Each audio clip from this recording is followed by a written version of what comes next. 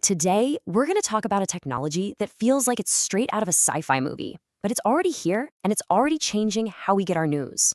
We're asking, what is AI's real place in the world of journalism?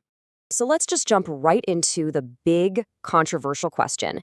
Is AI the thing that's going to kill journalism for good? Or could it somehow be the one thing that actually saves it?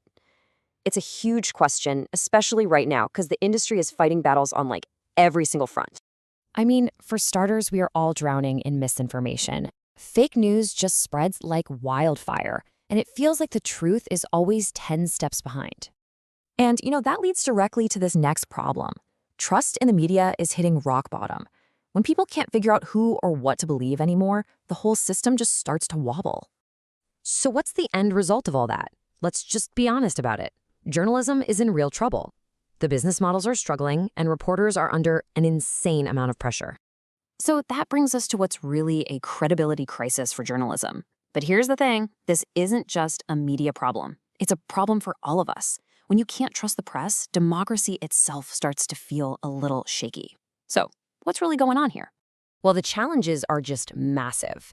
News now moves at the speed of a tweet. Misinformation is literally engineered to go viral. And at the same time, newsrooms have fewer people and fewer resources, but they're expected to publish faster than ever. It's not sustainable. But what if a solution is coming from somewhere totally unexpected? Say hello to the AI assistant. And I want to be super, super clear about this. We are talking about a powerful tool, okay? Not a robot replacement for a human journalist. And this right here shows you the dividing line. You see, all the things that make us human, empathy, making tough ethical calls, understanding how a story impacts real people, that's all firmly on the human side. On the other side, that's the machine's superpowers, analyzing massive amounts of data and automating tasks without ever getting tired. It's not about replacement, it's about partnership. So here's the most important takeaway. Think of AI as the world's fastest, most dedicated research assistant, but it is never, ever the editor-in-chief. The human journalist is always in the driver's seat. Okay, that all sounds great, but what does it actually look like in the real world? Let's dig into how these AI tools can basically supercharge the hunt for facts, especially when you're up against a mountain of misinformation. You can kind of think about it in a few steps. First, the AI is like a digital bloodhound sniffing out the common patterns you see in fake stories. Then it can spot the really tricky stuff, like photos that have been messed with or even deepfake videos. And maybe most importantly, it can track how this junk is spreading online, which helps journalists get out in front of it. This quote really nails it. AI doesn't decide what's true, journalists do. The AI can surface all the data, it can flag things that look weird, but it never gets the final vote. That final call, that comes from a journalist's experience and their ethical compass. And this is where it gets really powerful for investigative work. Remember the Panama Papers? That was millions of documents.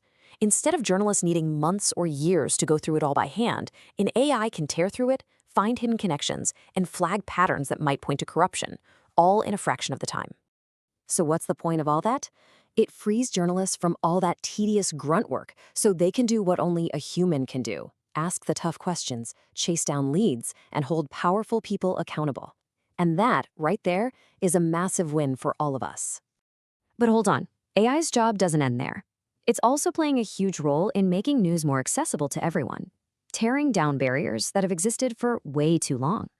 I mean, just think about what this means. You get automatic subtitles on videos for people who are hard of hearing.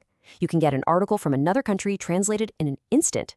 You can turn any story into audio to listen to on your commute. AI can even help break down super complicated topics to make them easier for everyone to understand. And look who this reaches. We're talking about people with disabilities, non-native speakers, and entire communities who've been underserved by the media for years. This is about turning information from a privilege into a basic right.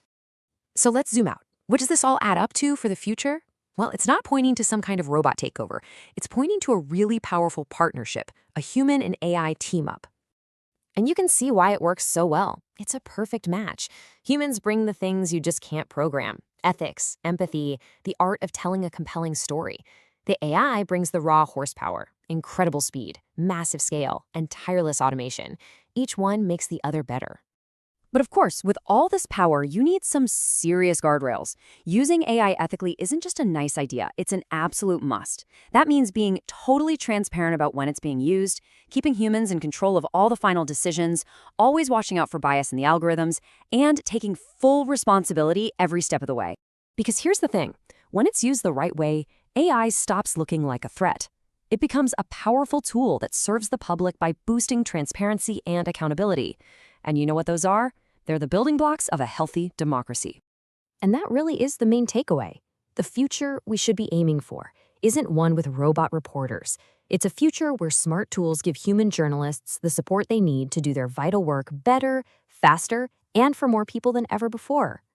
So, we're back to where we began. But now that you've seen how AI can help fight fake news, supercharge investigations, and open up access for everyone, what do you think? Is this technology a threat, or could it be journalism's most powerful and most unlikely